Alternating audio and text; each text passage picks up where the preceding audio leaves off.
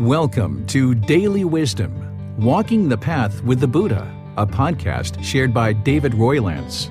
This podcast is dedicated to guiding you to completely eliminate the discontent mind and the suffering it causes by attaining enlightenment. Learn and practice the teachings of Gotama Buddha that will guide you to fully attain a peaceful, calm, serene, and content mind with joy. To support this podcast, visit patreon.com/support Buddha or visit buddhadailywisdom.com, where you will discover a full range of courses, retreats, and online learning resources to assist you on the path to enlightenment. Now, here's our teacher to share more.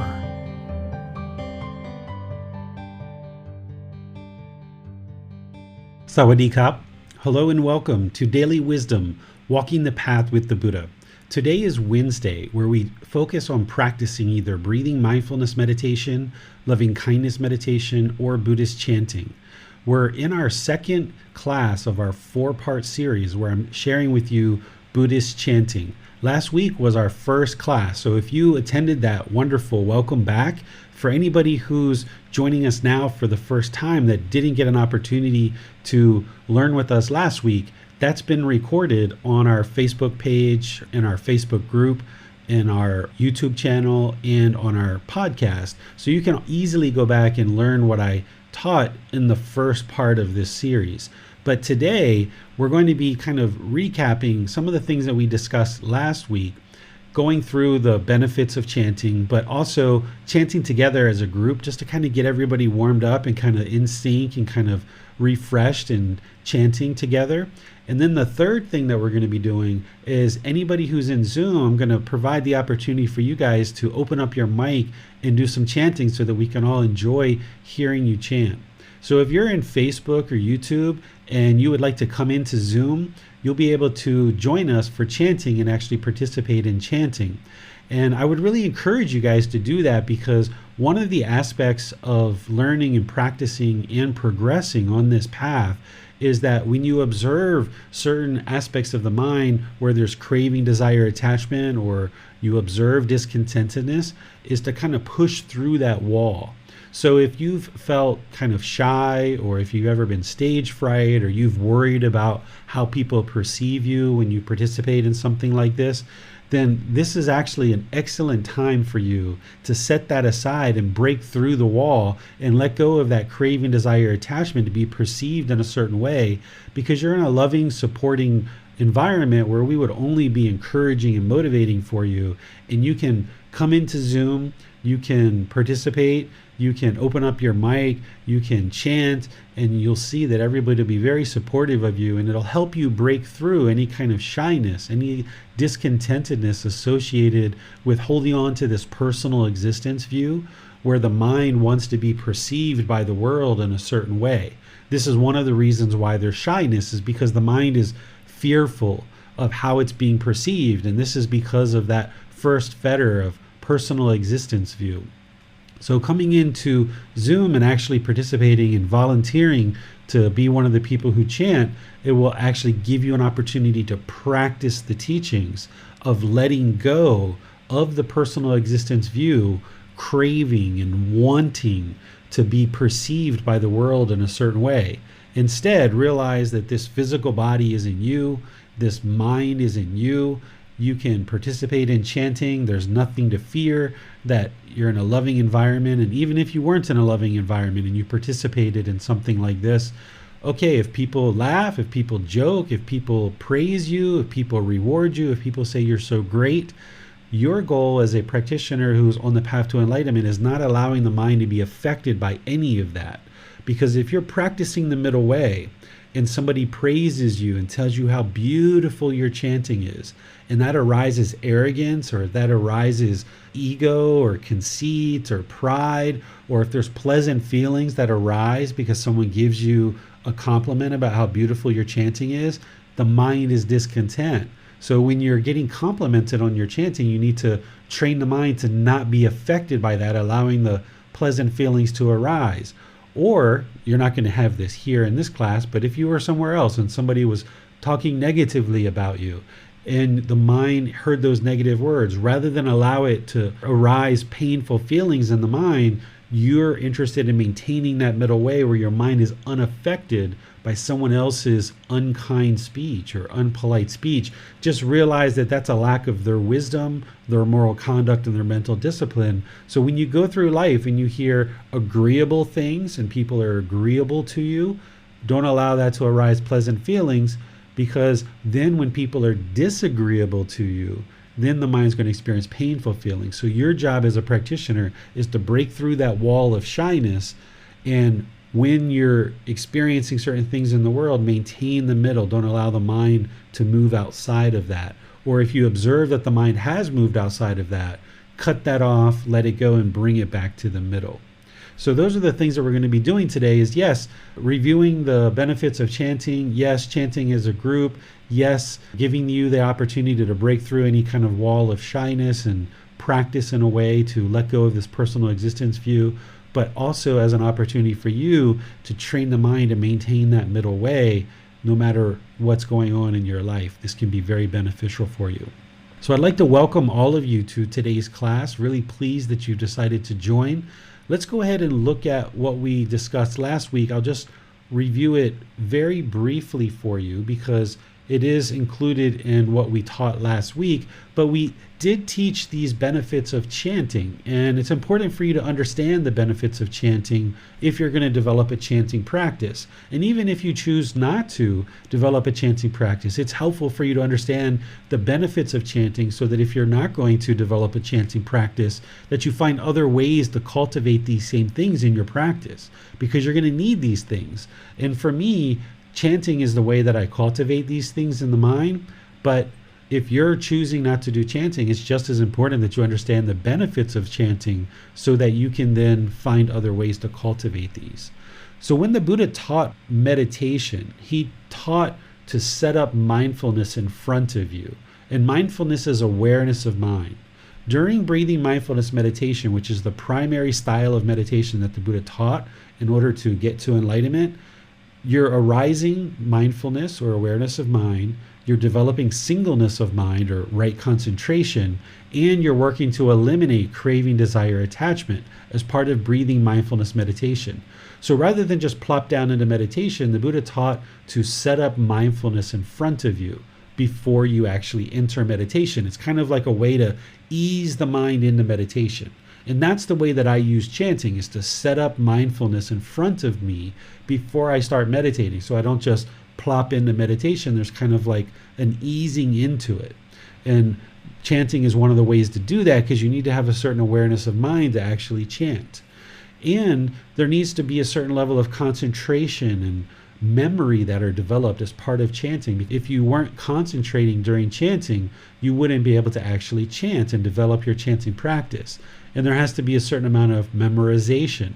When you first start, you're usually looking at a paper or a book in order to learn the chants, but over time you build that memory to be able to chant. And I talked about how the mind is much like a muscle, where you need to exercise this muscle.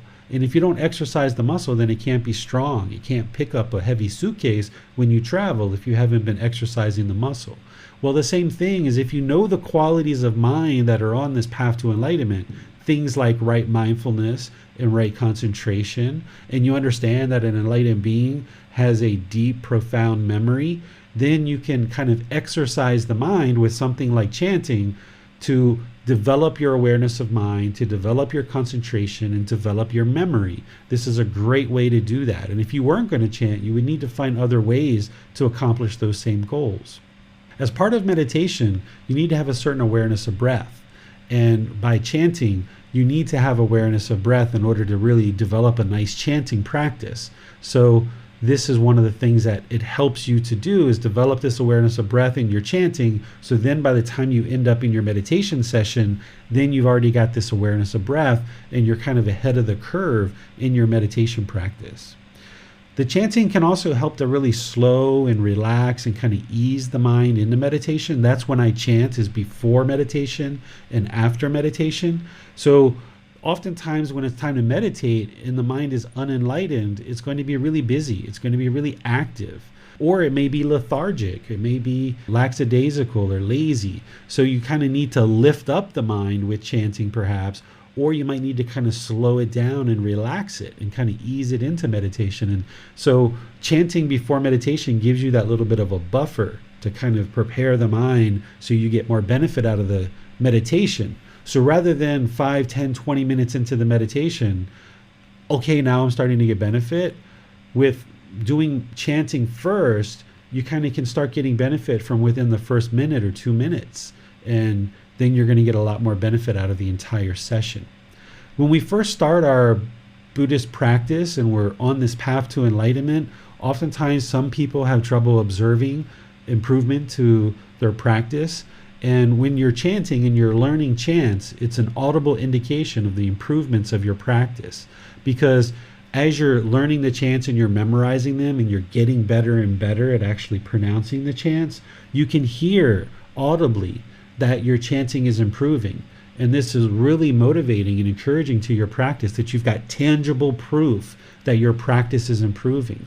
Because oftentimes the ego is in there, or you've got that negative self-talk in the mind during your day telling you you're a horrible person, or telling you you're so great and wonderful. And this ego and or this negative self-talk can kind of degrade the mind, thinking you're either better than you truly are or that you're worse than you truly are. So this audible indication of chanting just kind of shows you like, yeah, I'm making progress here. Because last week I couldn't pronounce these chants at all, and I couldn't remember them at all. But now, a week or two later, I'm starting to memorize the chants. I'm starting to pronounce them better. There's a little bit of a nice sound that goes along with the chants. And this can be really encouraging and motivating for your practice. So even when you go out in the world and you trip up and you use wrong speech, or maybe the mind is discontent or frustrated or angry over a certain particular thing, you can at least start chanting and just kind of ease the mind, relax the mind, get this audible indication that all is well, and ease the mind into your meditation. It can be a nice way to kind of help you see that you're improving and give you that motivation that you need. It's also great to build this respect and gratitude for the elders, because these chants are not something that I created. They're not even something that anybody who's currently alive today created. These chants were created many, many generations ago, and they've been handed down from person to person to person. And one of the aspects of this path is to have respect for our elders and have gratitude for our elders, and not just our elders, but all beings, whether they're older, whether they're your same age, or whether they're even a child. By us respecting children, middle-aged people, and older people, by putting out respect into the world, that's what comes back to us. By putting gratitude out into the world, that's what comes back to us. Oftentimes we're taught that only respect somebody if they respect you first. Well, if that other person is also practicing that same thing, that they're only going to respect you if you respect them first, now everybody's waiting for each other to respect, and there's this big log jam. So the way you break through that log jam is you start practicing the good, wholesome teachings. You respect everybody. You respect children, middle-aged people, and older people. You have gratitude for young people, for middle-aged people, and old people. And by you cultivating this in the mind through chanting, and then you practicing it in your daily life through your intention, speech, and actions, by you putting that out more and more, that's what's coming back to you. So chanting practice can actually help you develop this respect and gratitude. Just as I like to teach the things that are benefits of chanting, or benefits of meditation, or benefits of the path to enlightenment, and all these other things, usually when I'm teaching, I also teach you what things aren't. So just as I teach you what chanting is and how to do it and how it benefits you, I like to teach about what chanting isn't. Chanting isn't magical, mystical power or benefit. There's nothing that you can say through your words that's going to create this mystical, magical benefit. You can't say, make me wealthy today, and that's going to happen. You can't say, get rid of my anger today, and that's going to happen. You can't chant and say, give me an extra long life, and that's going to happen. You can't say, get me to enlightenment right now, and that's going to happen. There's nothing you can say through your words that are going to instantly produce this magical or mystical benefits. But unfortunately, there's a lot of people in the world that think that way. that they believe that if you chant these particular chants or other types of chants, that it's going to instantly produce this mystical, magical benefit for you. But it's not true. The Buddha never taught that. The reason why the Buddha had chanting was for his students to remember his teachings. They learned his teachings orally, and then they remembered them, and then they orally recited them through chanting 2 times a month. Every 2 weeks, they would chant his teachings word for word for word. So if he gave a discourse on the 5 precepts, they would chant that word for word for word. Or if he gave a discourse on the Four Noble Truths, they would chant that word for word for word. And that's how he helped them to remember his teachings, because he didn't have the ability during his lifetime to write things down in a book.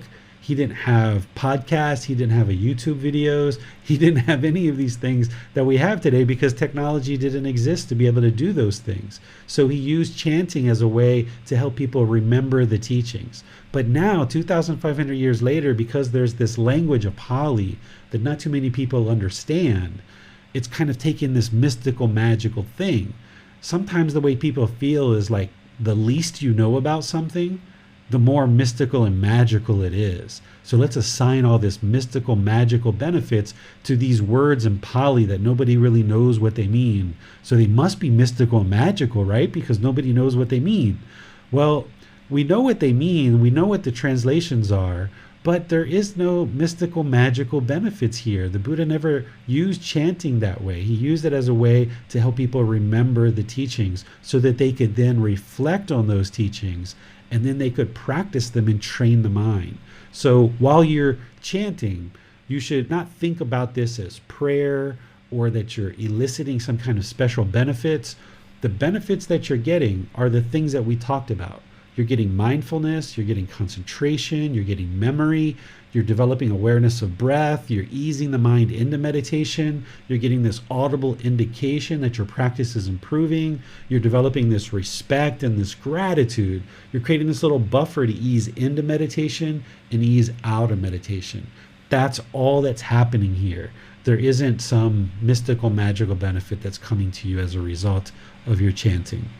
Let's see if you guys have any questions on this. Again, I taught this last week in a little bit more detail, but I thought I would just review it for anybody who hasn't participated in the class last week and is joining us today. The way that you ask questions on anything that I just shared is in Facebook, YouTube, or Zoom. Put that in the comment section. Our moderators will see that. Or if you're in Zoom, you can electronically raise your hand and ask any questions or follow-up questions that you like. Hi, David. You mentioned that one of the benefits of chanting was developing awareness of breath. So I was wondering, is it appropriate to stay mindful of our breath during chanting? Yes, you should always be mindful of your breath in chanting, because as you chant, you need to kind of take breaths at certain periods or certain times.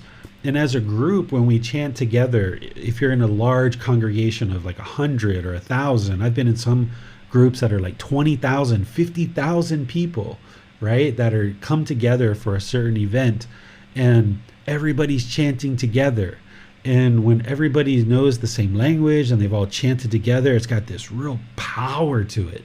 Wow, it just feels so invigorating when you're in a group of people so large like that. Even I used to chant with some groups that are 10 or 20 people, and even those groups have really amazing energy when you're together with even that number of people and chanting together. So when we chant, there's kind of like these little pauses where people know, okay, that's the place to take the breath. And if you learn about where those pauses are, like what I taught last week, and I'll remind you of this week, then everybody's kind of chanting along at the same time, and we're all kind of generally taking a breath around the same time. But the guidance that I give you guys on the breath and where to take the breath, if that feels comfortable for you to take a breath there, then do it. But if it feels comfortable for you to take it somewhere else, then you can take it somewhere else. It's not like a real rigid, fixed thing. But I kind of point out to you where the natural places are to take a breath, because there's like a natural pause in the chant there.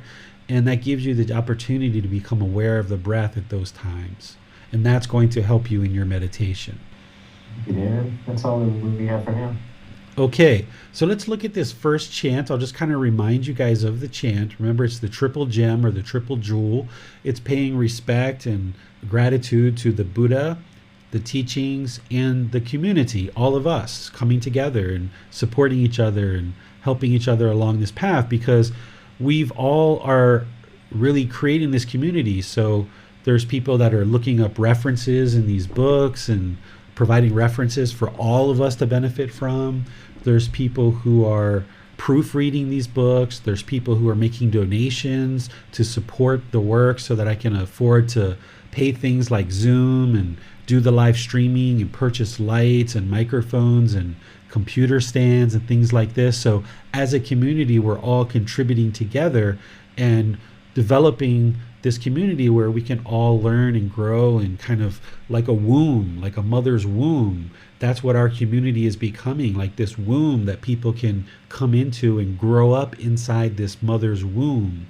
Or another way you might think about it is like an ecosystem. We're created this ecosystem with Facebook, YouTube, the podcast, the books, the personal guidance, the online classes, the retreats, all the different things that we have. This community is creating this mother's womb, or this ecosystem that people can come into and really develop and grow and evolve their understanding of the teachings and train their mind and develop further and further. So not only do we have respect for the Buddha, not only do we have respect for the teachings, but respect for this community of people that comes together every week.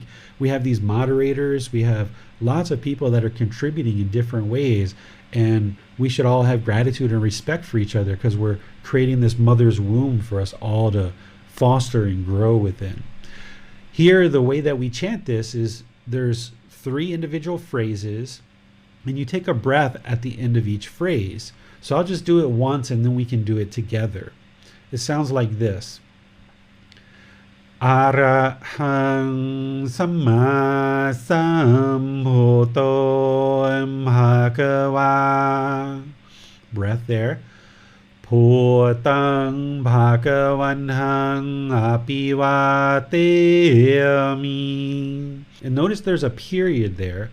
That's where we usually do a bow if you're sitting in a chair, or if people are in a temple, we're usually sitting on the floor, so people will kind of prostrate towards the ground as a way of showing respect to the Buddha.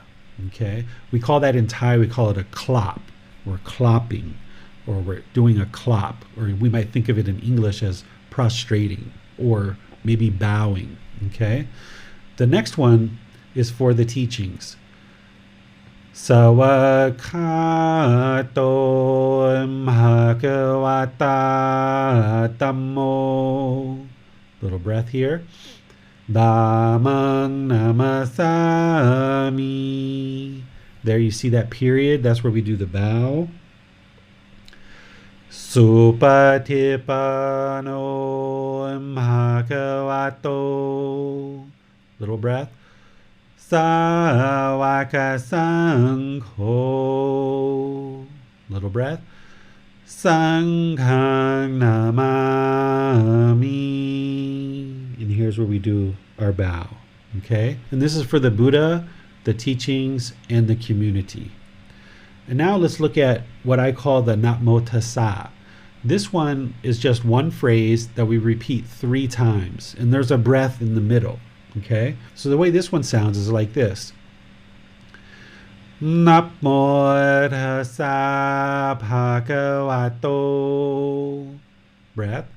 Arahato samma sambuddhassa. Nice breath here. Namo tassa bhagavato. Breath. Arahato samma sambuddhassa. Nice breath. Namo tassa bhagavato. Arahato samma sambuddhassa. Okay, there was a breath there in the middle. So 3 times, that's the Namo Tassa. And it's very simple, very calming, very settling. This is a good one to start out with. If you've never done chanting before and you want to just take a small little bite, you might just kind of practice this one for a while until you can then develop the other chants. Or some people like to just develop all of them at one time. And then the last chant, I call it the Iti Piso. This one I consider to be a little bit more intermediate, and I only consider it that way because it took me so long to learn it. But you guys are learning these really quickly, so you guys might think this is like one of the easiest ones. But for me, it was a bit challenging to get my mind around all the different syllables here. So this one is a little bit more involved, and there's places to breathe here as well. It sounds like this. Iti piso bhagava. Breath. Arahang samma sambuddho. Breath. Vichacharanang sammuno. Breath. Sakhato rokavitu. Breath. Anutero purisa. Breath. Dhamma sati satatawa manusanam. Breath. Bhuto bhagavati. And I usually kind of do a nice bow at the end of that one as well, kind of drag out that last syllable. So that's the 3 chants, and I'd like to see if you guys have any questions on these before we actually do them together as a group. Seems we have no questions at this time, David. Okay, so let's do this. Let's do these chants as a group 3 times. So we'll go through the triple gem all the way through. I won't be cueing the breath. We'll go through the Namo Tassa.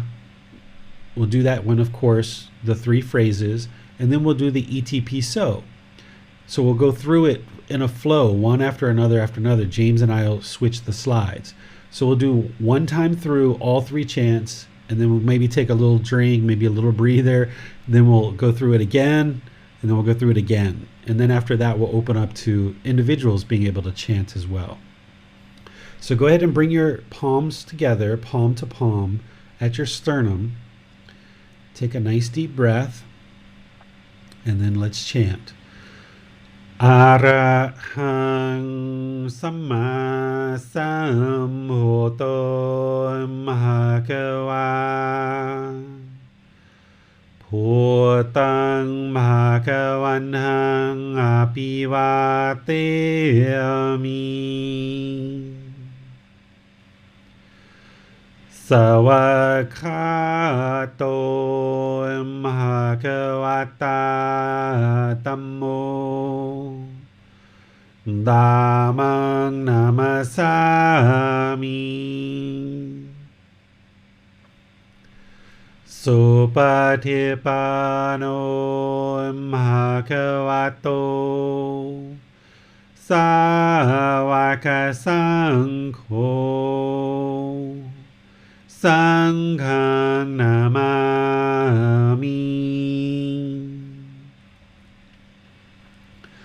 Namo tassa bhagavato arahato samma sambuddhassa. Namo tassa bhagavato arahato samma sambuddhassa. Namo tassa bhagavato arahato samma sambuddhassa. Iti piso bhagava. Arahang samma sambuddho. Vichacharanang sammuno. Sakhato rokavitu. อนุเตโรปุริสาดามาสติสาตาตาวามานุสนังพุโตภะคะวาติ Okay, wonderful. Nice claps. Good job, everyone. Someday we'll all be together in a big room in a temple at a retreat or something. We'll all be able to chant together and it sounds so beautiful. All right, so let's do this again. We'll just kind of get the vocal cords warmed up, get you guys in the flow of chanting together, following along with the voice guiding you, and we'll do this again. So take a nice deep breath. Arahang Samma Sambuddho Bhagava Bhutang Bhagavanhang Apivateyami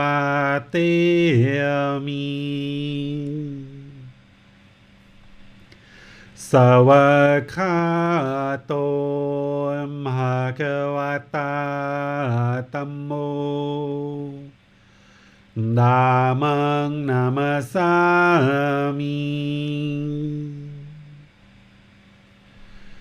Supatipano Bhagavato Sāvaka Saṅkho Sanghang Namami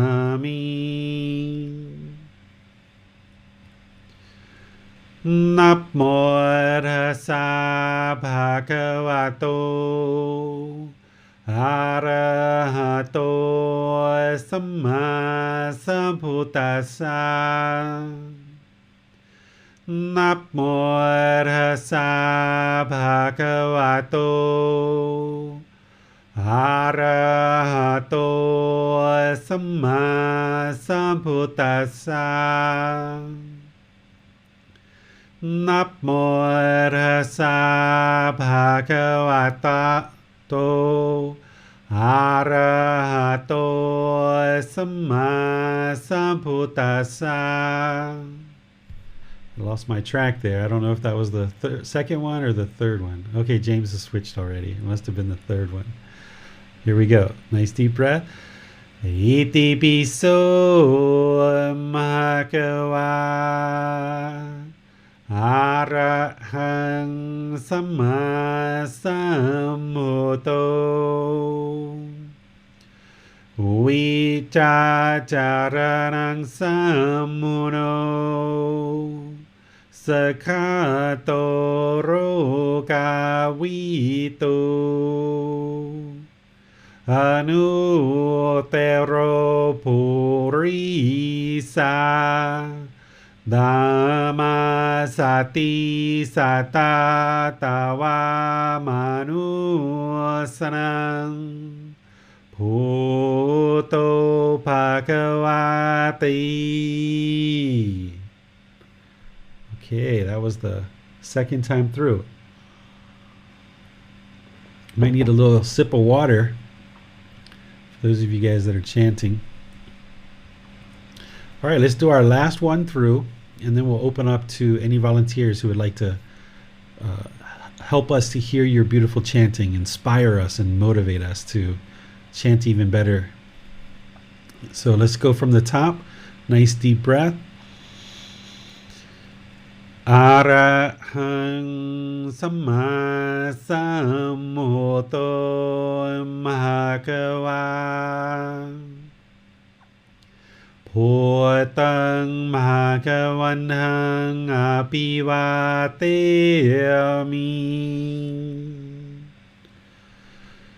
Savakato Bhagavata Tammo Dhammang Namasami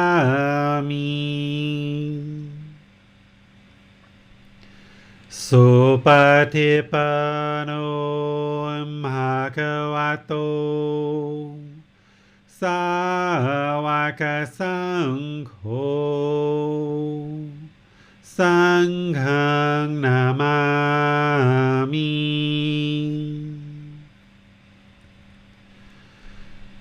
นับโมตัสสะภะคะวะโตอะระหะโตสัมมาสัมพุทธัสสะนับโมตัสสะภะคะวะโตอะระหะโตสัมมาสัมพุทธัสสะนับโมตัสสะภะคะวะโตอะระหะโตสัมมาสัมพุทธัสสะอิติปิโสภะคะวะอะระหังสัมมาสัมพุทโธวิจาจารณังสัมมุโนสัคขะโตโรกาวิโตอนุเตโรปุริสานามาสติสัตตาตวามนุสรังพุทโธภควาติ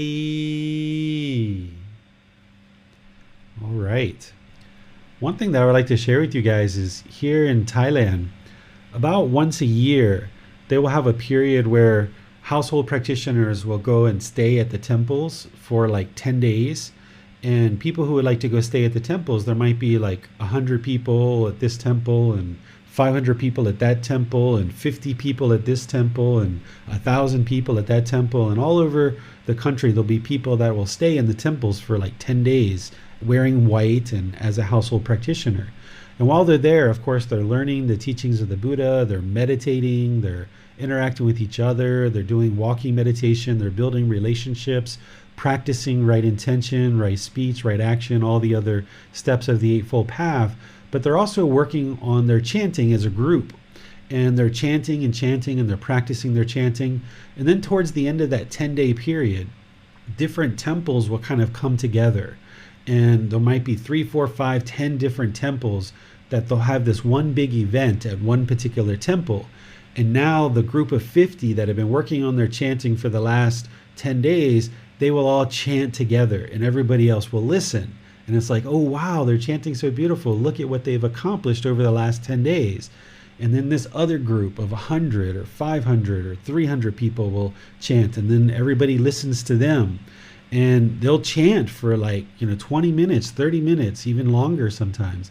And it's like a display so that the individual communities are kind of working on their chanting, and then they kind of come together as a way of encouraging and supporting and motivating each other by hearing other people chant. It kind of is like, oh, wow, I really like how Chrissy did that. That was beautiful. Or, wow, James said that really nice. I think I'm going to use that way of kind of pronouncing that syllable. Or, oh, Judith transitioned from one chant to the next really nicely. I like how she did that. I'll start chanting that way. So what I would like to do, kind of in that same spirit, is open up to you guys that are in Zoom. So if you're in Facebook or YouTube, you'll need to come into Zoom to participate. Is those of you guys that are in Zoom, is you can volunteer by electronically raising your hand, and the moderators will call on you, and then you just open up your mic and go through the chants one by one, and we'll all listen, we'll all participate in observing your chanting. And then if you'd like some coaching, I'll just give you a little bit of coaching of maybe how to improve one thing or another, certain aspects of your chanting. And then it'll really be encouraging and supportive for you, and it'll also be supportive and encouraging for all the rest of us to hear your chanting as well. So if there's anybody who would like to volunteer, feel free to electronically raise your hand, and the moderators will call on you and give you an opportunity to do some chanting. Nick has volunteered, so let's start off with Nick. All right, listen to Nick. Arahang Samma Sambuddho Bhagava Bodham Bhagavanna Nabhivate Savakato Bhagavata Dhammo Dhamma Namasami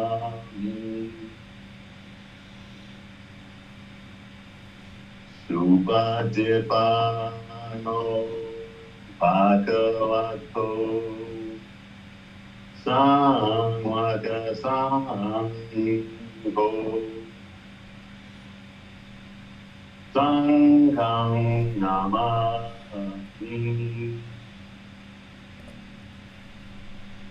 Namo Rasa Bhagavato Arahato Samma Sambuddhassa Namo Rasa Bhagavato Arahato Samma Sambuddhassa Namo Rasa Bhagavato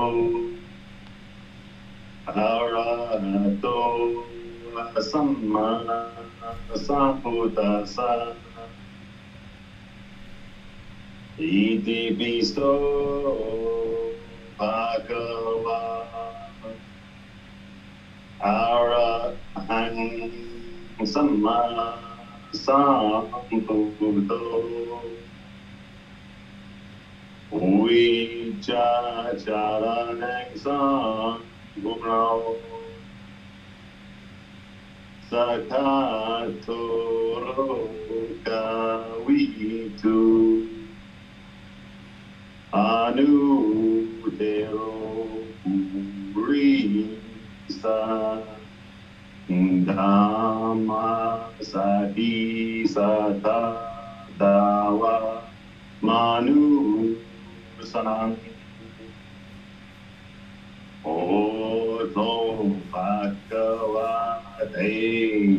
Okay, good job, Nick. Everyone's clapping for you. Sir. Yeah, I don't know if you can see, everyone's clapping. So, some suggestions for you. First of all, it sounds like it's coming out of a temple somewhere. Sometimes, if you go around in the morning or nights on the streets of Thailand, the temples are open air temples. So, as you're walking down the street, you can hear some of the chanting coming out of the windows of the temples, kind of boiling over into the street. It kind of sounds a little bit like that.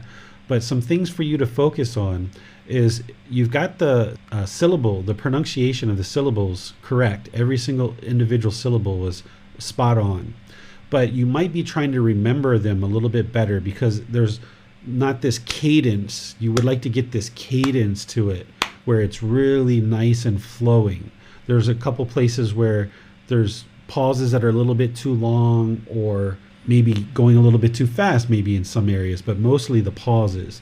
So if I was you, I'd start working on getting a tempo where it's like Namo Tassa Bhagavato Arahato Samma Sambuddhassa, right? So get like a really nice flow to it because you've got the pronunciation and you've got the resonance. You're really resonating really well.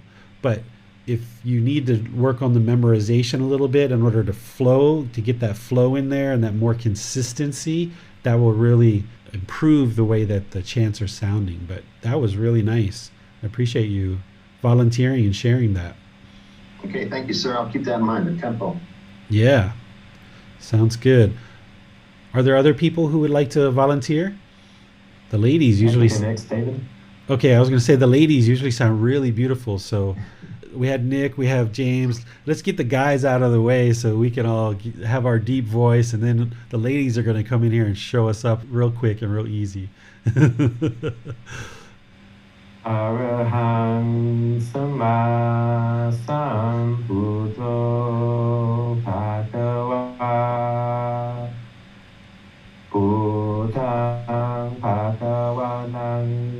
ภิวาเทมิ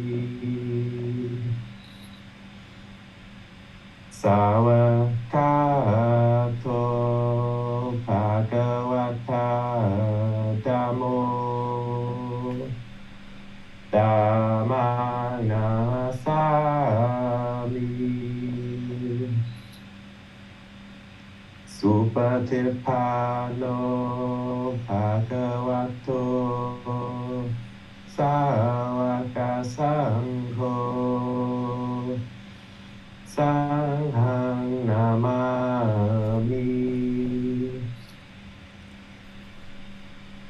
นะโมตัสสะภะคะวะโตอะระหะโตสัมมาสัมพุทธัสสะ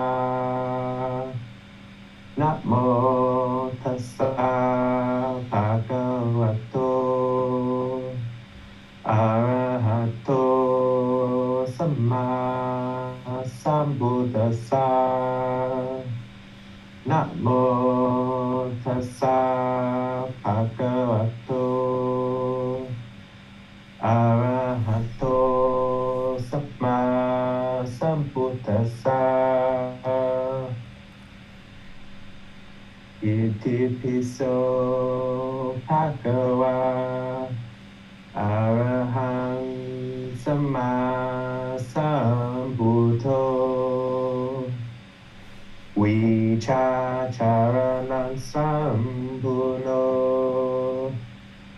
สัทธาโทโรดาวิทูอนุเทโรปุริสาธัมมาสัทธิสัทธาดาวามนุสนังพุทโธภะคะวะติ Nice. Very good, James. Very good. Advice for you is exactly the same as Nick. Just get that tempo going.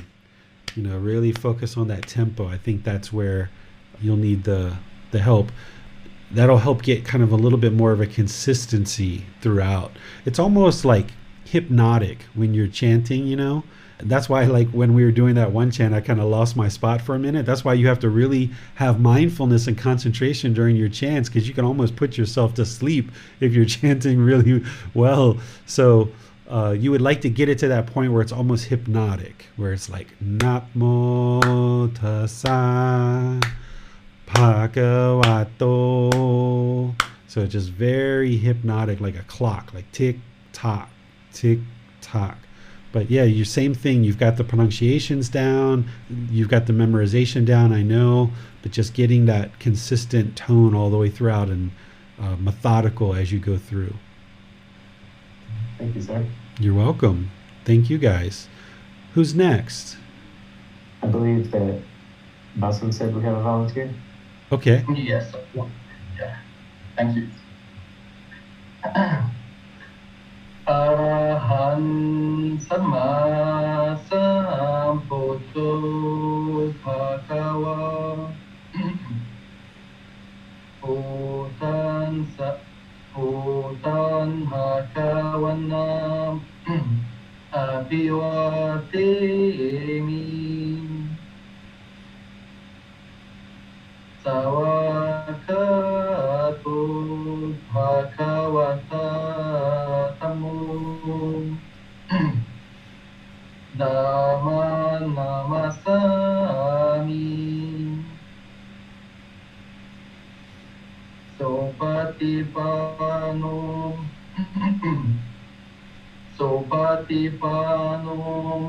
Bhagavato Sawaka Sangho Sanghan Namami Namo Tassa Bhagavato Arahato Samma Sambuddhassa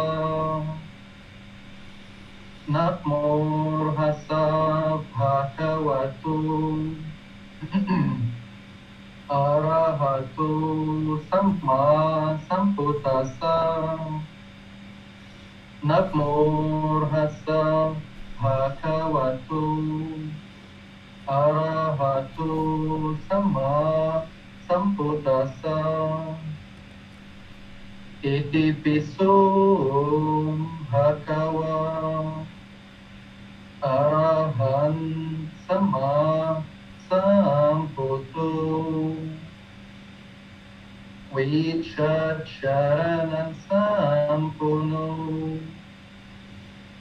Sakato Roga Vito Anutiro Purisa Dhamma Sati Satatawa Manusanan Otu Bhagavati. Nice job. All the way from Egypt. Very nice. Very nice. Boston, that sounded good. I think probably a little bit more like talked about with James and Nick, kind of a little bit more fluid and flowing throughout, but sounds really good. Something I would like to share with everybody is that whether it's chanting, whether it's painting your fence, whether it's cleaning your house or washing your car, or any kind of activity that you're going to do as part of your life, you would like to put intention behind it. We talk about right intention of this intention of renunciation, intention of non-ill will, and intention of harmlessness. And that's what the Buddha taught about right intention. But also, whenever you do something, whether it's chanting, whether it's meditating, whether it's cleaning your house, cleaning your car, painting a fence, crocheting, hanging up Christmas lights around your dwelling, whether it's washing your dogs, feeding your dogs, whatever it is that you do in life, you should have intention behind it. You should have meaning behind it. It should be like you're on point. I think you guys know what that slang means. Like when you're on point, it's like you're putting your effort into it. You're putting your energy into it.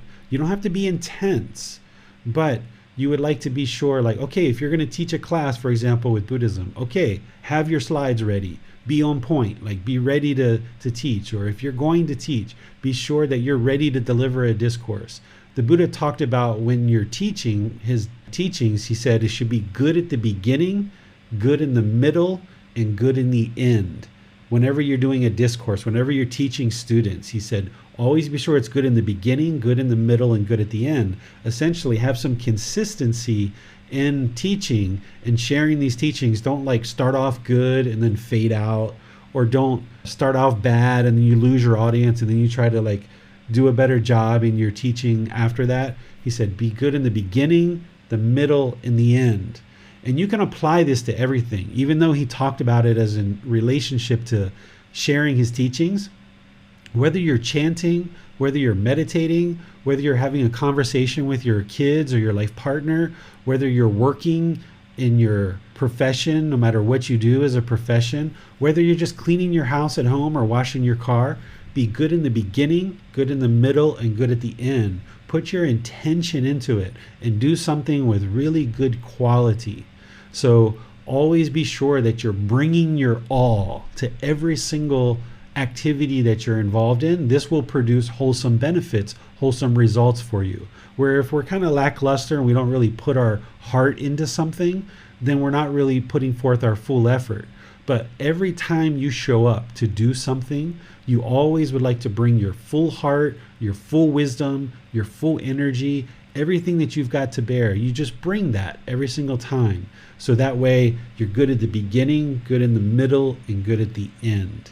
And if you do that with chanting, then it will actually spill over into other parts of your life, so that when you're in your profession or you're having a conversation with your wife or husband or parents, or you're going over somebody's house for dinner, right? Like when you show up, greet them politely, say hello, maybe bring them a little bit of a gift, maybe offer to help in the kitchen and preparing things for the party that you guys are going to have. All through the party, see where things you can help. And then at the end, maybe help clean up too. Doesn't mean you have to run yourself ragged or be really intense with it. Still enjoy yourself, but you would like to just bring your all and contribute all that you have to give. You don't want to leave anything on the table, right? When you're coming to a certain activity, you don't want to leave anything on the table. When you walk out of that person's house that invited you over for dinner, you would like to walk out feeling like, yeah, I did my best there. I like really greeted people, talked with people, showed that I was interested in having conversation all through the event. I was attempting to be helpful and beneficial to others. And then at the end, I also attempted to help and contribute to cleaning up. And then when you leave that environment, you have peace of mind, like, yes, I did my very best to contribute to this activity. So you would like to do that with something like chanting or meditation or anything that you're doing in life. Always bring your all and be good at the beginning, the middle, and the end. And then when you're done, you know that you gave your best effort. That's essentially what this boils down to, is always giving your best effort in anything and everything that you do. And if you do that with everything in your life, then you'll always be producing wholesome results because you're always bringing 100% of your effort in each activity. So who would like to go next? Looks like Chrissy has her hand raised, so let's go to her. All right, gentlemen, get ready to squash your egos because these girls are going to start chanting and you guys are going to hear some real chanting now. Arahang Samma Sambuddho Bhagava Bhutang Bhagavantang Abhivadiyami Savakato Bhagavata Atamo Dhamma Namasami Supatipano Bhagavato Savaka Sangho Sangha Namami Namo Tassa Bhagavato Arahato Samma Sambuddhassa Namo Tassa Bhagavato Arahato Samma Sambuddhassa Namo Tassa Bhagavato Arahato Samma Sambuddhassa Iti piso Bhagava Arahang Samma Sambuddho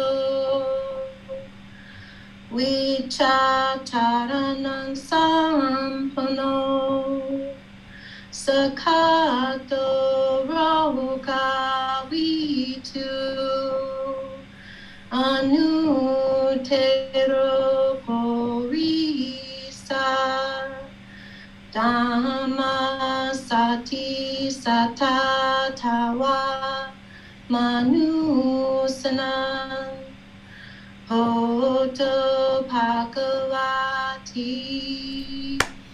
Very nice. Very, very, very, very nice. Your tone and tempo are outstanding, Chrissy. Really outstanding. But what I would like to do is help you with your pronunciations on the very first one. So James, if you could go to the triple gem. What I'd like to do is have you chant the first line, and then when you chant, I'm going to help you with the pronunciation on just a couple of syllables of this particular chant. So can you chant the first phrase? Okay. So just start at the beginning? Yeah, just start at the beginning and do the Arahang Samma. Okay. Arahang Samma Sambuddho Bhagava Bhutang Bhagavantang Abhivadiyami Temi. Say it again. Te mi. Te mi. Yeah, Taa. Okay. So do that. Do putang bhagavantang. Do that one again. I don't know if I can start from right there. Okay, start at the arahang then. Okay, I'll try. Arahangs. Oh, I lost it. Arahang Samma Sambuddho Bhagava Potang Bhagavantang Abhivateyami. Yeah, you got it. Perfect. All right, go to the next one. Sawakato Bhagavata Dhammo Dhamma Namasami. Okay, damang mang. Dhammang Namasami. Dhammang Namasami. Yeah, you want to do that one again? Sawakato. Sawakato Bhagavata Dhammo Dhammang Namasami. Nice. Okay, now do the last one. Supatipano Bhagavato Sāvaka Sangho Sangha Namami. Sankhang. Sankhang Kang, like kung fu. Sankhang Namami. Oh, so beautiful. Did you hear that part at the end? Oh my goodness, that was really beautiful. Okay, can you do the whole thing for us again? Like the whole thing? No, just this chant. Okay. Arahang Samma Sambuddho Bhagava Potang Bhagavantang Abhivateyami. Sawakato Bhagavata Dhammo Dhammang Namasami. Supatipano Bhagavato Sāvaka Sangho Sankhang Namami. Oh, beautiful. Really nice, Chrissy. Good job. Look at Blossom smiling. All right, so beautiful. Who's next? Anyone? Let's go to Miranda in there. Okay. Arahang Samma Sambuddho Bhagava Bhutang Bhagavantang Abhivateyami. Sawakato Bhagavata Dhammo Dhammang Namasami.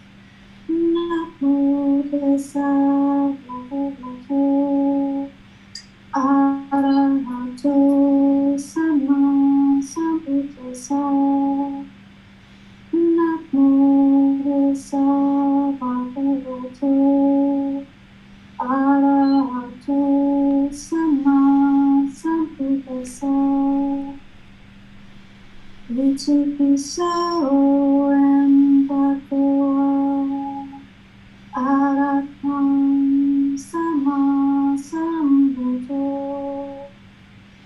Ija Jalanam Sambhu Sapato Lodaviti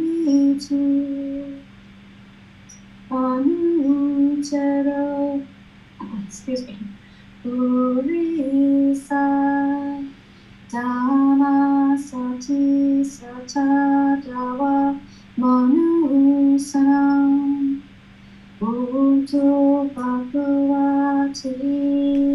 Nice, Miranda. Very nice. I don't see anything to help you with there other than just relaxing into it a little bit more. I think knowing that you're being broadcasted over the internet probably doesn't help the mind, but you're shaking your head no. Yeah. So it can help you get through any kind of shyness. It certainly can. So rather than even when you're being broadcast on the internet, who cares, right? Just let go. Just let it go. Who cares? So what?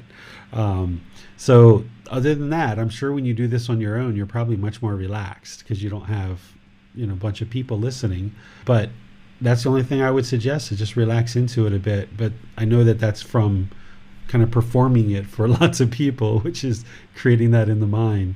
But even there, if you can get the mind comfortable there when you are being recorded and broadcasting to lots of people, if you can get comfortable there when you're doing it on your own, it's so easy. You're like in your room by yourself. It's so easy. So yeah, that was really nice. Thank you, Miranda. Thank you, sir. Yes, a little bit of a stage fright. Yeah, we can all have that, until our mind lets go of that personal existence view and no longer cares about how you're perceived in the world, not holding on to that self-identity or that self-image. You can just relax into it and not have a care in the world, and that's where the mind can be at ease. So yeah, this is good for y'all's practice, not only your chanting practice, but it's good for the mind to let go of that personal existence view. Wonderful. Yes, sir. You're Thank you, welcome. sir. You're welcome. Who's next? I believe Judith would like to go now. Okay, here we go, Judith. We're gonna Hello. make like a daily wisdom greatest hits. Track 1 will be Nick, track 2 will be James, track 3 will be Bassam, Chrissy's track 4, Miranda's track 5, and now Judith will be track 6. Can I start? Yes, go for it. Okay. I do my melody a little bit different. Yes, I know. I always enjoy listening to all of you guys chant. When I follow you, I do your melody, but alone I do the one I was taught. Well, think about this, right? Like, we understand the universal truth of impermanence, right? So it's impossible for every single student to chant exactly the same way. That's not what we're going after. That's not what we're even trying to do, because we know the universal truth of impermanence. It's impossible for everyone to chant exactly the same. But we generally kind of chant within the same tempo, the same harmony. And then when we all come together, there's this really nice harmony that we're all chanting. But even though we say similar, there's all these differences and uniquenesses about each individual person's chanting. And that's one of the reasons why I enjoy listening to people chant, is to hear those little differences and uniquenesses. So it's not possible for any of us to chant exactly the same as each other, because of the universal truth of impermanence. All right, you're up, Judith. Okay. Arahant Sama Samputo Pakawa Utam Pakawantang Apiwatemi Kawakato Pakawata Tamo Lamam Namasami Supatipano Pakawato Sawakasanto Sanggam Namami Namo Tassa Pakawata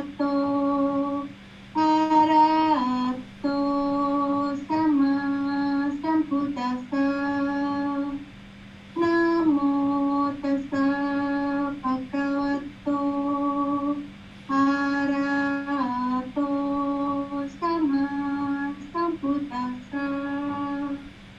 Namo tassa bhagavato arahato sama sambuddhassa. Iti piso bhagava arahang sama sambuddho. Wicacaranang sampuno sakatoro kawitu anutero purisa dhamma sakti satatawa manusanang buddho bhagavati. All right. Wonderful. Very good, Judith. The only thing I would share with you is getting some consistency throughout your chanting. There's some places where it's a little bit slow and other places where it's a little bit fast. But that last line you did was very consistent. The anuttaro purisa, it was very consistent. So if you make all the rest of your phrases the way that you made that one, I think you'll hear a better consistency throughout your chanting. So that would be my suggestion for you. Thank you. Yeah, you're welcome. Thank you. Is there anyone else that would like to chant? Let's see, who else do we have? I think that's everybody on Zoom. So everyone on Zoom's already volunteered. So there's no one else here that is available. All right. Well, looks like we've come to the end of our class. What I'll do is just encourage you guys to continue to practice. Next week, we'll do some more chanting together and take any questions you guys have. As you're meditating in the morning and evening, you can be working on your chanting. I'll see if there's any questions you guys have related to chanting or meditation or the middle way or any aspect of the Eightfold Path. See if there's any questions you guys have before we wrap up class. Hi, David. So we've just been practicing the verbalization of the chants. So I was wondering, is there any time where one may chant non-verbally, and would one receive similar benefits in that way? Yes, I've chanted non-verbally sometimes just in the mind, like I've mentioned last class, like on a plane, or if my son is here in the room sleeping and I need to do some chanting or meditation, I'll just kind of do it quietly in the head. And I feel that it definitely helps with the mindfulness and concentration. I don't get the awareness of breath, of course, because I'm not vocalizing. So there's definitely still some benefits in terms of mindfulness, concentration, memory, just all the other things that we talked about in terms of the benefits, except you don't get that benefit of awareness of breath, but everything else is still there. And you mentioned at the beginning of class about personal existence view and shyness and how that could potentially prohibit one from sharing their chanting with the world. And if there was anyone that did want to chant that was feeling that shyness, do you have any advice on what they can work on going forward to perhaps be open toward sharing their chanting?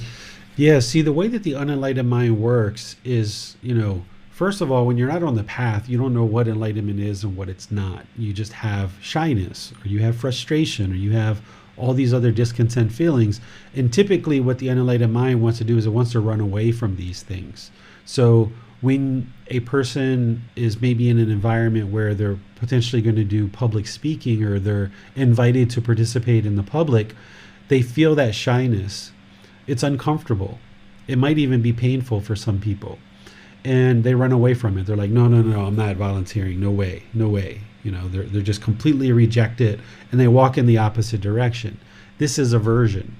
Or if you feel frustration or irritation in a certain conversation, in the unenlightened mind, off the path, we blame this person, or we blame the situation. We think it's their fault, and we have aversion. We push it away, and we walk in the opposite direction. And we think we're solving the problem, that we think that this other person in the conversation is the problem. I'm feeling frustrated. It must be this other person that's causing me to be frustrated. So I'm just going to leave from this other person, walk in the other direction, no longer talk to that person ever again, and that solves the problem. That's what the unenlightened mind thinks, but it's a delusion. It's ignorance. It's unknowing of true reality, because the problem never gets solved, because that person, while they felt frustration or they felt shyness or they felt irritation in a certain situation, they're going to feel those same exact feelings in another situation, in another situation, another situation. And they just keep pushing the situations away. They keep pushing the people away because they think they're solving the problem, but they're really not. And this keeps the mind in the unenlightened state because of that ignorance, that unknowing of true reality, that delusion. But once you get on this path and you realize, okay, the real problem is craving, anger, and ignorance, the unknowing of true reality. The real problem is in my own mind. All these people that I've been pushing out of my life, while they have problems, and I'm sure they have their own challenges, they aren't the reason why I'm getting angry. They're not the reason why I'm frustrated. This situation isn't the reason why I'm shy. The situation is there, but the real problem is this personal existence view, or this craving, anger, and ignorance, all these fetters. That's the real problem, is the pollution in the mind. So once you're on the path and you realize that the real problem is all these pollutions in your mind, when situations come up where you're feeling shy, rather than run away from it like you used to do in the past and push it away and be like, no way I'm going to participate in that. I'm not getting up there on that stage, no way. Rather than do that, because that just keeps the problem in the mind. The mind's still polluted. It's still shy. It still has aversion.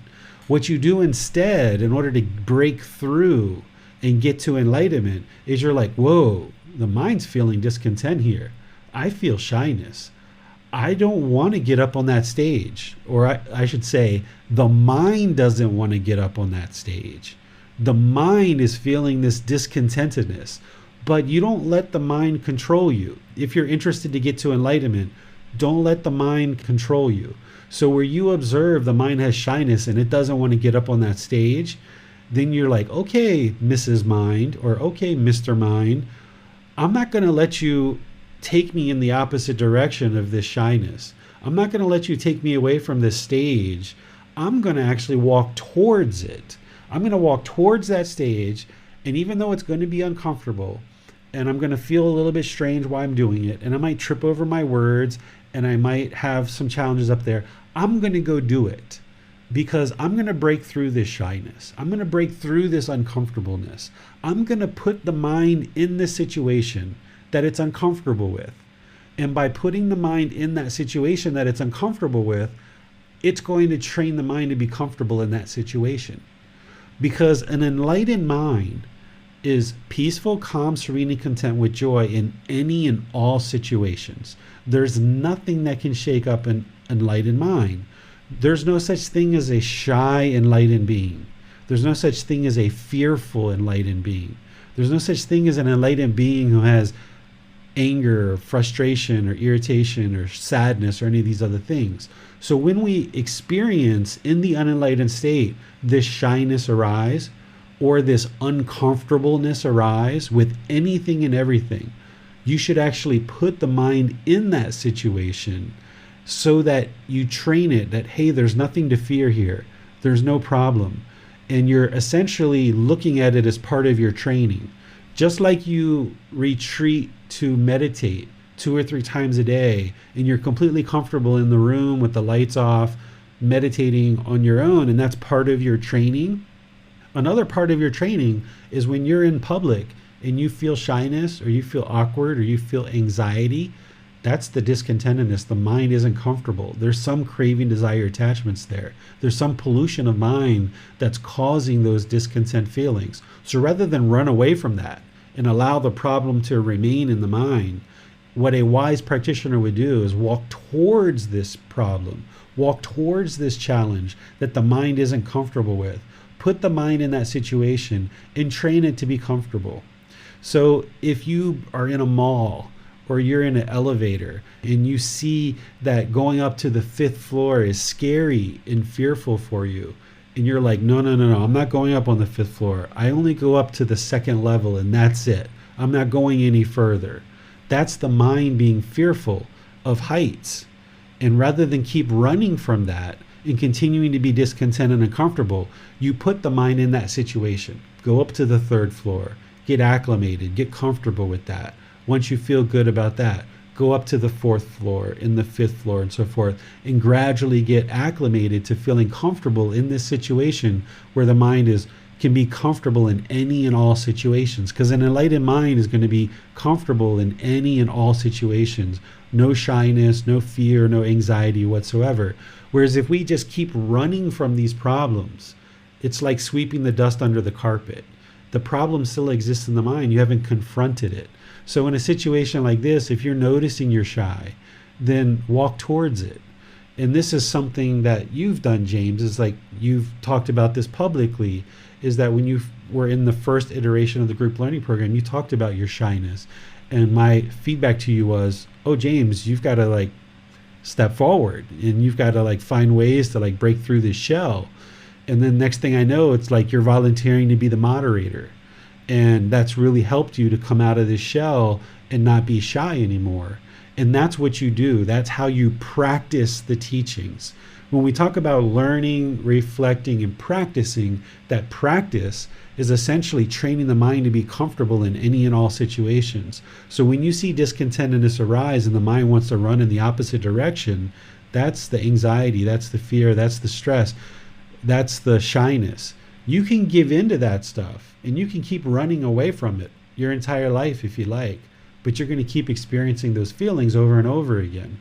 It's not until you turn around and you face it and you say, no, Mr. Mind, Mrs. Mind, I'm not going to allow you to have me run away anymore. I'm going to confront this challenge. I'm going to put you in the situation that you're uncomfortable with and train you to be comfortable. And that's what you've been doing with moderating now. This is your second time going through as the moderator. And even in the second iteration of the group learning program, you moderated there and you tend to volunteer and ask questions. So those of you guys that are experiencing some shyness, or you have experienced stage fright, or you don't like public speaking and things like this, these kind of situations are ideal situations for you to break through that wall. And not just when you're in class with me and having these opportunities, but if you're in your community and there's opportunities for you and you see that the mind wants to be shy and it's uncomfortable and it wants to run in the other direction, instead, as long as there's no harm to the physical body and you're not maintaining an abusive situation where you're being physically abused or something like this, or mentally abused or something like that, as long as it's just like stage fright or fear of public speaking, or you're at a party of 10 people and you don't feel comfortable talking up because you're afraid of how other people are going to judge you. Well, when you get rid of that you and you realize that you don't need to meet other people's expectations and people are going to have whatever perceptions they have, then you can break through that shyness, you can break through that anxiety and just train the mind to be comfortable in any and all situations.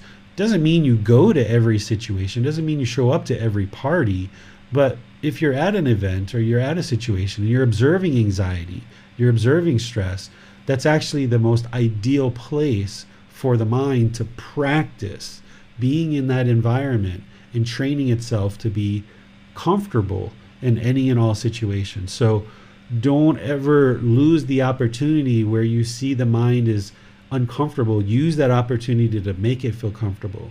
I call this kind of wringing out the rag. If you've got this rag of dirty water, which the unenlightened mind has all this pollution. If you've got this rag of dirty water and you're trying to get out all the pollution, you're going to run it under nice cold water and try to get out all the dirtiness out of the rag, and then you're going to wring it out and wring it out and wring it out, and then you're going to run it under some more water, and then you're going to wring it out and wring it out and wring it out some more, then you're going to run it under some more water and wring it out and wring it out and wring it out some more. And this is how you clear out the mind, is in any situation where you see the mind has this discontentedness arise, you know there's pollution there, so you'd like to wring it out. And the way that you wring it out is put the mind in the situations where it feels uncomfortable, and you train it to be comfortable in any and all situations. It's interesting that you say rather than I am shy, that the mind is shy, because it seems that just that little switch can be very disempowering of one's anxiety or shyness. Just that little switch right there. So it's very interesting. Yeah, when you study the words of the Buddha and you see where he talks about getting rid of the conceit I am, he says that. That's his exact words, like develop the perception of impermanence to eliminate the conceit I am. So what you're trying to do is disassociate with this I. So instead of saying I am shy and kind of taking ownership over the shyness as if it's permanent, because it's not. There really is no I here. Instead, think of it as the mind shy, but I am not shy because there's no I here. So let me train this mind almost like it's this third entity and choose to put it in situations where, yeah, it's uncomfortable. It doesn't want to be in that situation. And put it there and do it multiple times until you train it to be comfortable. And this is how you work on all these different situations. If you're finding that when you talk to me, you're able to practice right speech like perfectly, but when you talk to your partner or you talk to your children, you have a hard time practicing right speech, that means you need to be talking to your partner and your children more so that you can refine your speech and you can work on your speech. Or if you have trouble talking with your ex-spouse, for example, and you still have kids and you have to work together with the ex-spouse, then rather than run away from that and go hide and be fearful and not practicing, instead walk towards it and confront it and put the mind in that situation where, okay, if you're comfortable speaking right speech with me, then that means you have the ability to speak right speech. The mind has the capability of doing that. Now it's just a matter of figuring out how to do that with other people in your life. And the reason why you have challenges with other people in your life is because there's craving, desire, attachments there that you don't have with me. So I make sure that when I work with students that they don't have craving, desire, attachment. If I observe that they have attachment, I help them to eliminate it. And this allows you to actually practice things like right speech easier when there is no craving, desire, attachments. When there's craving, desire, attachments, it's really difficult for the mind to practice right speech. This is why people have challenges with ex-spouses or current life partners or current children that they have. They will struggle a lot more in those relationships because the mind's still holding on with attachment there, where with me, they won't have any issues at all using right speech. So if you think about this mind as like this third entity and you're training this mind to function as an enlightened being, then you know that this shyness isn't me. It's not who I am. This anger isn't me. This isn't who I am. This arrogance, this pride, this ill will, this wrong speech, this physical body, this identity of what the mind is trying to hold on to, none of that stuff is you. It's not the permanent self, because none of that stuff is permanent. So it can't be the permanent self. So if you change your wording and you start disassociating with the physical body and the mind as being I and who I am, then this helps the mind to let go of that self. This is actually one of the reasons why the Buddha shaved his hair, because he wasn't interested in projecting a certain self-image. This is also why he wore rags and simple clothing, because he wasn't interested in projecting a certain self-image. Because in his previous life as a prince, he was wearing amazing fabrics and clothing. He had amazingly beautiful hair. He had all this esteem and all this riches and wealth, and people knew who he was and all of these things. So when he stepped into working on trying to attain enlightenment, he shaved his hair and he put on rags right away to disassociate with this physical body as being the self or being the self-image and projecting that self-image in the world. So there's things like this that we do in order to train the mind to not associate with this physical body as being the self. Shaving the head is one thing. Men and women do this in some situations if you would like to. You're not required to, but it is one way to actually work on eliminating the self. Wearing simple clothing, or even if you have certain clothing now, you can just stack them up and then just pick the one off the top of your stack, instead of like standing in front of the closet and letting the mind choose, how do I want to look today?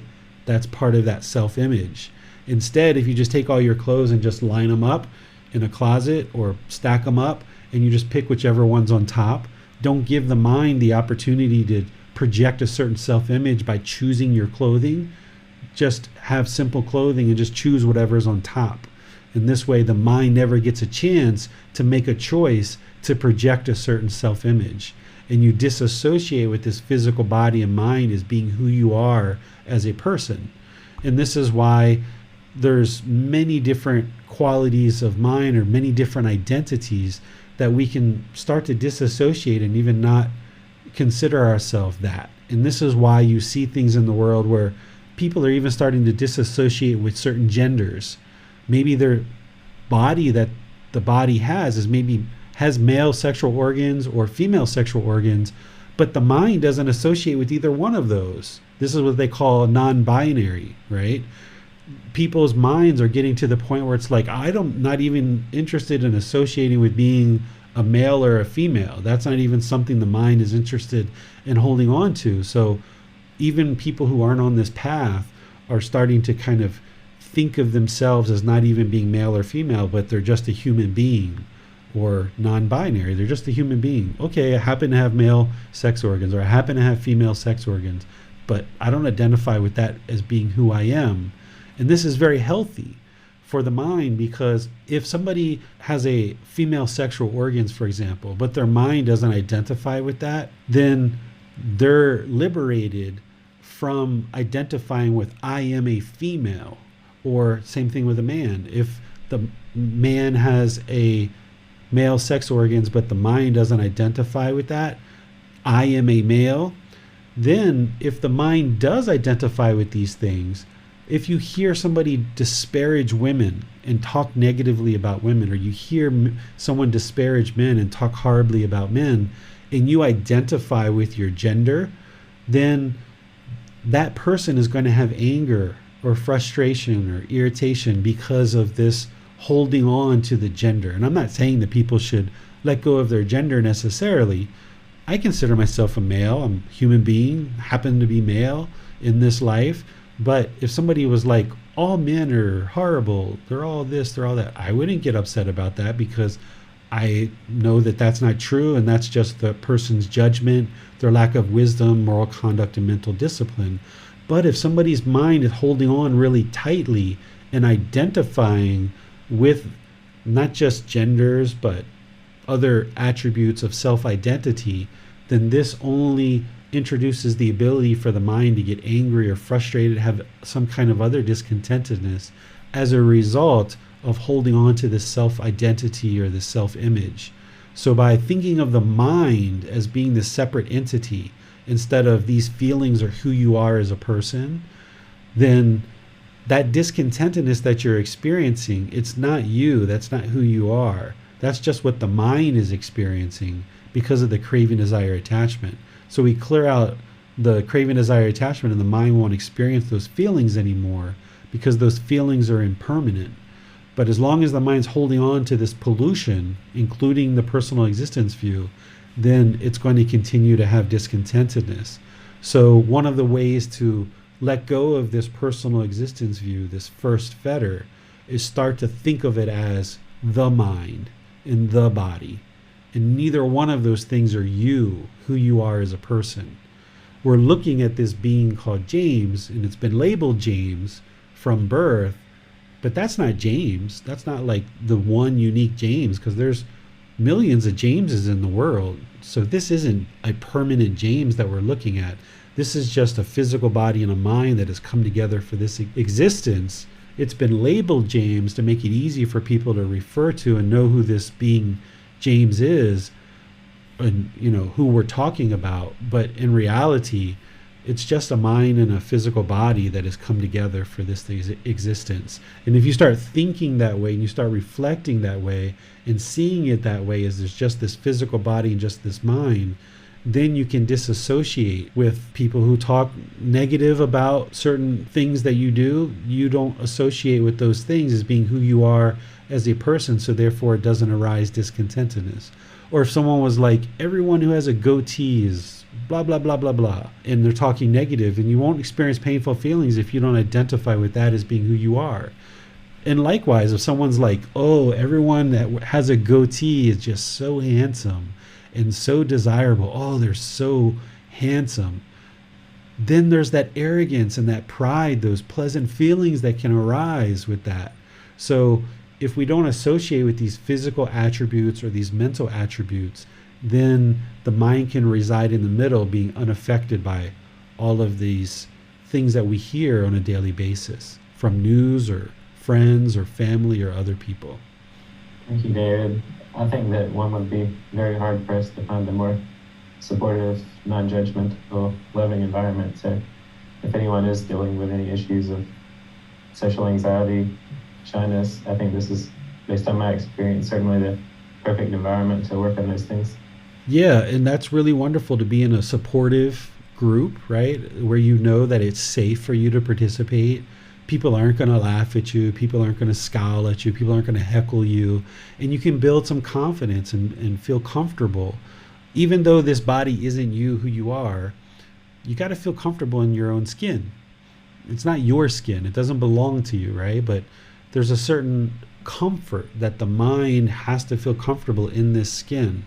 And as you do that, it's nice to be in a supportive, encouraging environment where you know people are going to be supportive, and then you can build your confidence and see what it's like to be around supportive, encouraging people.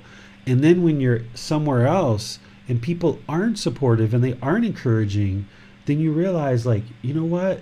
I'm not interested in being around people like this. This isn't the type of relationships that I would like to cultivate in my life. These people are mocking me. They're talking bad about me. That's not as a reflection of who I am as a person. That's a reflection of who they are as a person. If they feel like they need to mock people and degrade people and talk negative and gossip and slander, I don't think I'm interested in being around that kind of environment and those type of people. So I'm going to choose not to associate with those kind of people. Still work on my own practice, but I'm going to choose not to be around that type of environment. I'm going to be around wholesome people. And this is why the Buddha taught about having wholesome friends and wholesome companions and wholesome comrades, because then you can be in a supportive environment that will help you grow and improve your mind. There's still work that you need to do. You can't just live in this bubble with only people that you've selected to be in your bubble. You still got to work on the mind so that when you're outside your bubble, that it's not shaken up. But having that nice little comfortable bubble of a community like this, where the people are encouraging, motivating, and supportive, it can be really nice to build your confidence so that then when you're outside of that and you observe unwholesomeness, you just choose that, you know, I'm not interested in participating in this, and I can be in this environment and feel really nice and feel really good because everyone's supportive. And when I'm in this environment, it doesn't feel the same. And that's not a reflection of me, of who I am as a person. That's a reflection of how these people are choosing to practice. And I'm not interested in being part of that.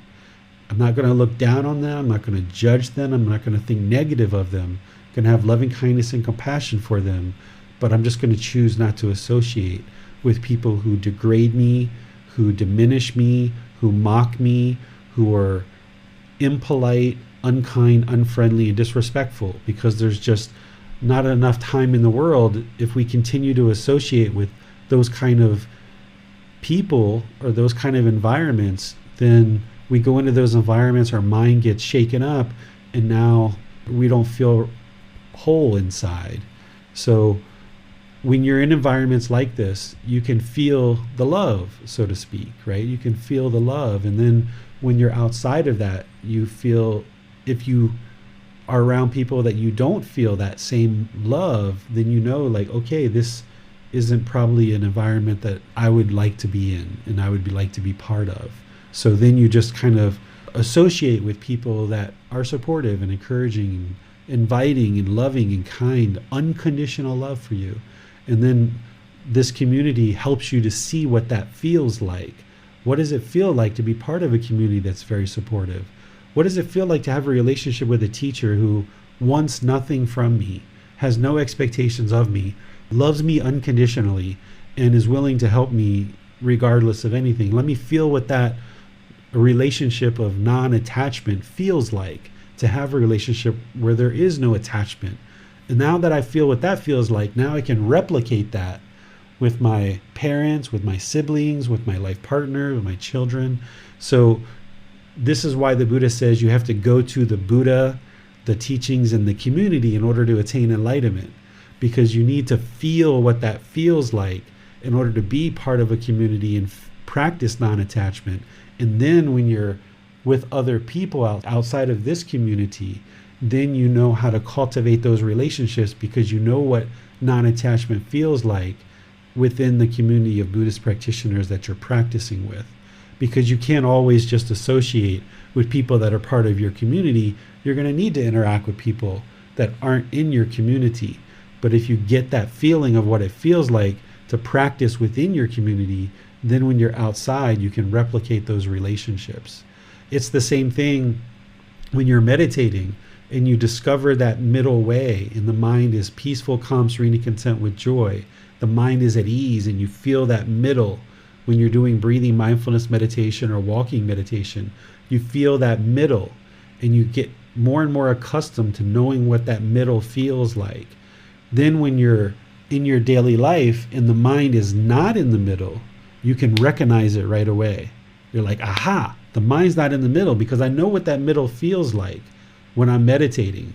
And when I'm in the middle, I can feel the mind being in the middle, and that mind feels at ease. It feels so peaceful. And then when you're in daily life and you feel the mind going away from the middle, you can catch it, you can observe it right away, and then you can pull it back to be in the middle. But you never will know that until you train the mind to observe and feel what that middle feels like. So the same thing when you're in an environment of people that are supportive, encouraging, and loving, then you know what that feels like. So then when you are in a relationship that doesn't feel that way, then you know that this is unhealthy, and perhaps you might need to move on, or perhaps you need to do some work to clean up this relationship a bit, depending on who the individual is and how much longer of a time that you need to be in a particular relationship with this person. Because people like ex-spouses, you don't really kind of have a choice there. You have to associate with this person for the next 10, 12, 15 years. And in certain situations like that, you need to feel what it feels like to have a healthy relationship, and then work on kind of cleaning this up with the person, so that then you can get the relationship on a stable footing. Thank you, David. That seems to be all we have for today. All right. So thank you all for joining for today's class, whether you're attending live or whether you're listening to this on the replay. Thank you for dedicating your time, effort, energy, and resources to learning and practicing these teachings. Thank you for your determination and your diligence to continue to learn and practice. This Sunday, we're going to be in chapter 7 of this book, Developing a Life Practice, The Path That Leads to Enlightenment. This chapter 7 is all about the 5 precepts. If you've heard that the Buddha taught no killing, no stealing, no sexual misconduct, no lying, no intoxicants, you haven't studied the Buddha's teachings as it relates to the 5 precepts. We're going to be using the words of the Buddha so that you can see what he truly taught about the 5 precepts, because his wording is actually much more illuminating than the way that some people try to summarize his teachings as no, no, no, no, no, no, no, no, almost like it's rules or commandments or something. That's not what he taught. He taught the 5 precepts as guidance to help you move to this enlightened mental state. So I'm going to share the 5 precepts in detail with you, using the Buddha's words and going into some various aspects of those. Then next Wednesday, we'll do Buddhist Chanting again together as our 3rd class in this 4-part series. So between now and Wednesday, just keep practicing your Buddhist chanting, continue to make it part of your meditation practice, and you'll be able to develop it more and more. And then if you'd like to join on Sunday or listen to the replay, you'll be able to learn in depth what the Buddha taught about the 5 precepts. And this is a great way to ramp up your practice. And these 5 precepts plug into the Eightfold Path, so it'll really help you to be able to practice that middle way that the Buddha taught. So between now and the next time I see you, have a lovely rest of your day. Sawadee-ka. Thank you for listening to this podcast. To provide support for this podcast, visit patreon.com/support Buddha. To access more teachings, visit buddhadailywisdom.com. There, you will discover a full range of courses, retreats, and online resources to assist you on the path to enlightenment. Remember to establish a daily, consistent meditation practice, along with learning and practicing these teachings. A well-developed meditation practice is the foundation in which to train the mind to attain enlightenment.